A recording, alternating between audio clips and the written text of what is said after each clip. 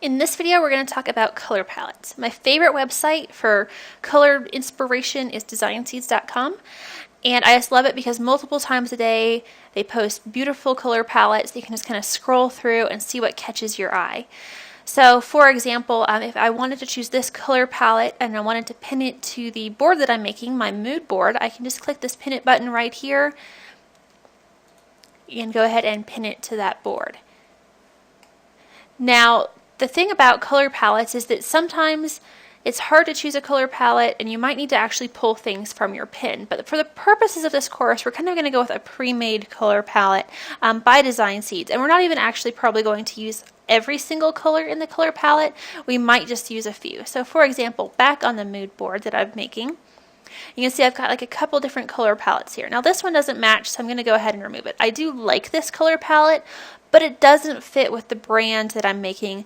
And you can see, like, for my pins, like, these feel young and colorful, bright, youthful, friendly. And this is nice. This feels more earthy, subdued, laid back to me. And that's not what I'm going for. So feel free to pin things, delete them, and curate this board until you find a bunch of pins that kind of match what you're going for. This I also like, and it's closer, but these two are really more what I was going for. So I'm going to go ahead and delete this one too. Now, when you're actually going to choose your colors, you're probably only going to choose maybe 3 colors for your website. White is probably going to be on your website, but it's going to be kind of not the color. It's going to be maybe like the background. So pink might be your primary color, and you might have pops of blue and yellow. You don't have to use every single color in a color palette.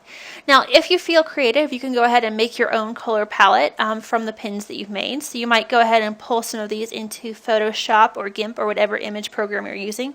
Use the eyedropper tool and go ahead and pick colors directly out of them until you find a color palette you like. For the purposes of this, I'm probably just going to choose this color palette, maybe this one, and just roll with it for the videos, just to make it easy. But feel free to experiment with your color palettes, try different things, add things to your board, delete them, and just feel free to play around.